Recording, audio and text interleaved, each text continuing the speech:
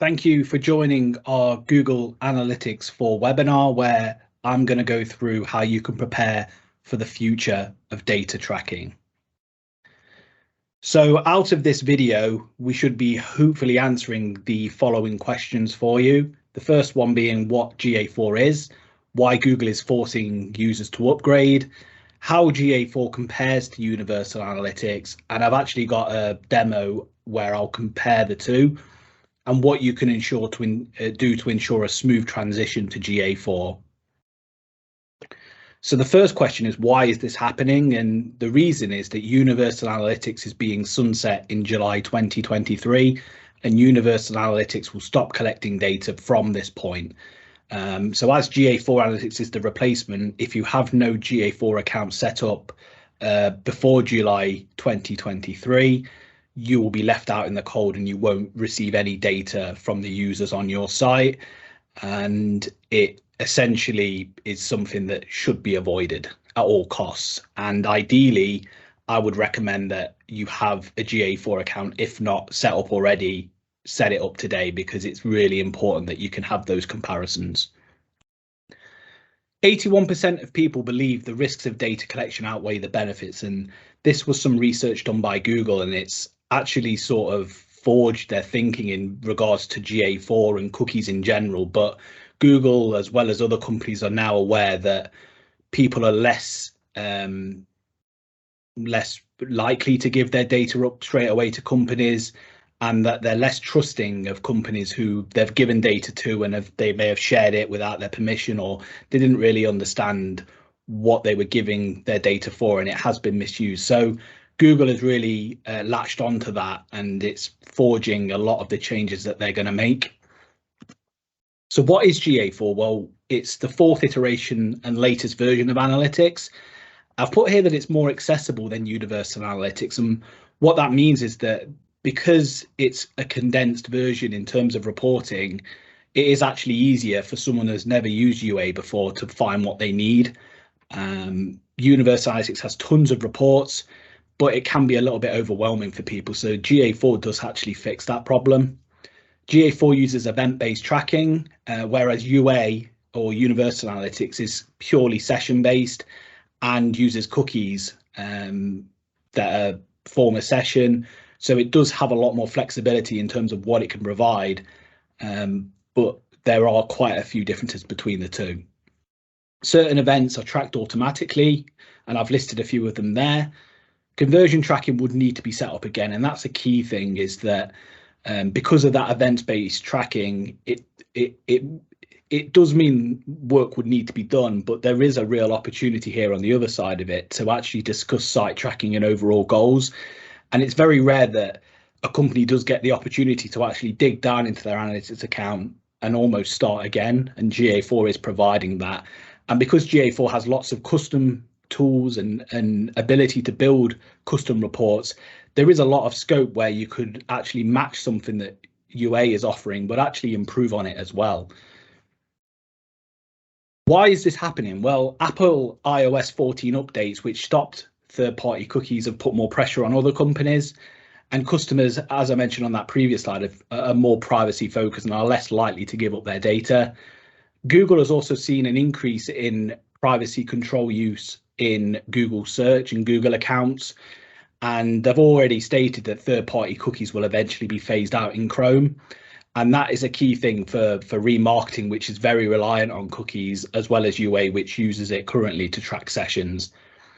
Google Consent Mode is something that's built into GA4, and it is used to build, using machine learning to build up sessions that may not be tracked or can't be tracked with cookies. And a trial from a year ago managed to recover 70% of journeys without any cookies at all. So that is only going to improve, and it really shows that Google is really believing in GA4 as the future. Google have already said that they're not going to build identifiers to track people on the web as individuals. The key thing here is that that's what cookies were originally designed to do. So you could, if you went to a website, you looked at something, you went to another website and you would see an advert for that thing. That's a part of marketing that's changing, and In some ways, it's a good and a bad thing. It's a good thing because it will require people to rethink their strategies. It's a bad thing because remarketing is a very effective marketing tool. So I'm going to go through a quick demonstration of GA4 and UA just to show you some of those points that I clarified earlier. So as you can see here, this is Universal Analytics. And the first thing that I'm just going to show you here is how many options and different areas you can click on to see different reports. There are lots of different things you can see and stuff that you can dig down into. And even when you go into here, there's more stuff. It can be a little bit overwhelming for someone new.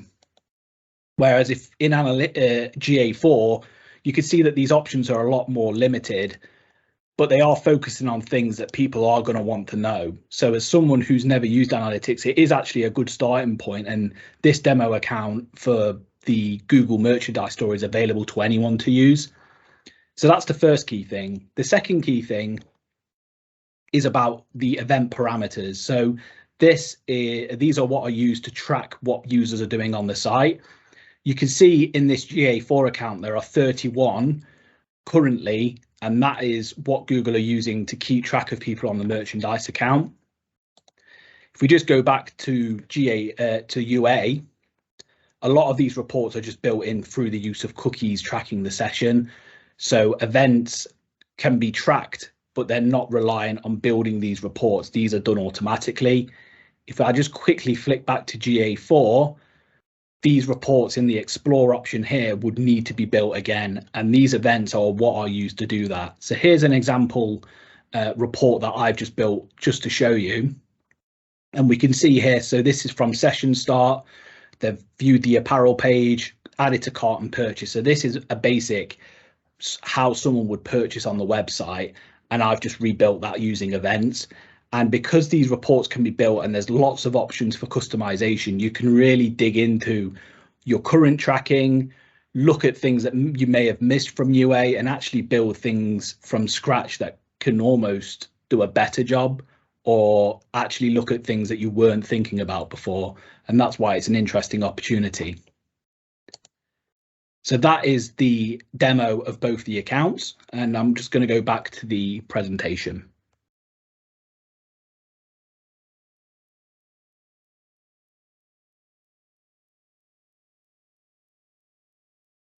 So GA4 has less out-of-the-box options than UA. It uses conversions instead of goals. Now, that list of 31 events that I showed you, any one of them can become a conversion. In UA or Universal Analytics, you can actually set up goals inside Analytics. In GA4, because everything's an event, you don't have the ability to do that anymore.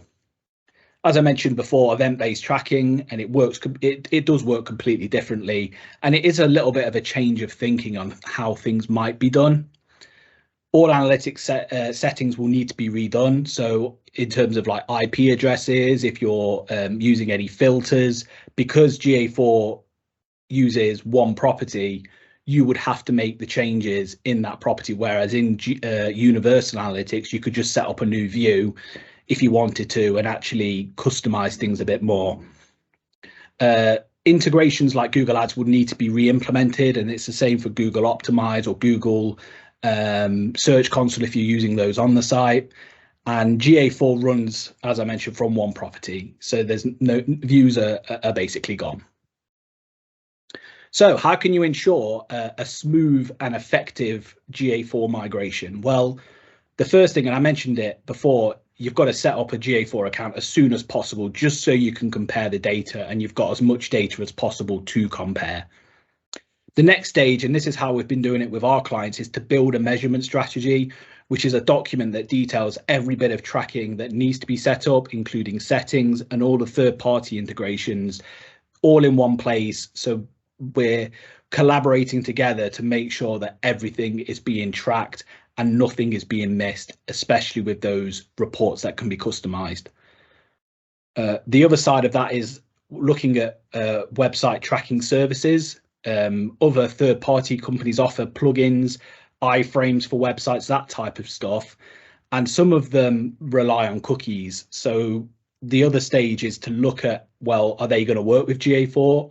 Are we going to have to look at other options? Is something going to need to be redeveloped here? And that's another key part of the transition. Is some companies are quicker than others. Some companies haven't done as much as others. So it's a key area where you need to ensure that any plugin or any third party, whether it be like a careers page, is going to work seamlessly with that tracking in GA4. The next stage is to implement the measurement strategy. And once that's been done, it's a case of testing it.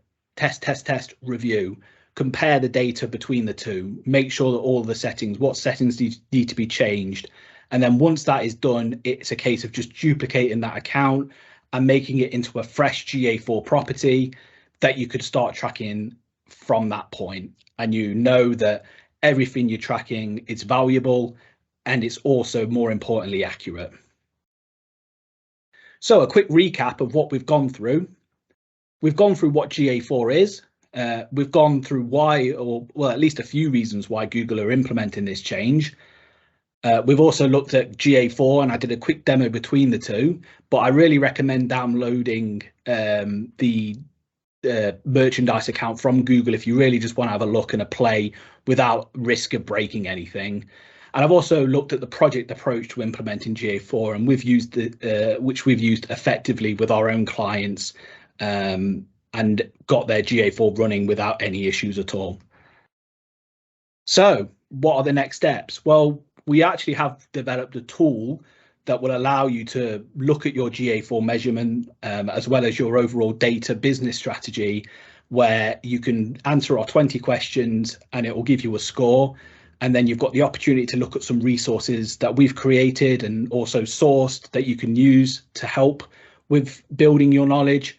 And you also have the opportunity to discuss your current situation with one of our data experts, if you wanted to do that. So that link is available in the description. If you click on it, it will take you to the landing page where you can take the 20 question data survey. Thank you very much for your time. Thanks for watching, and take care.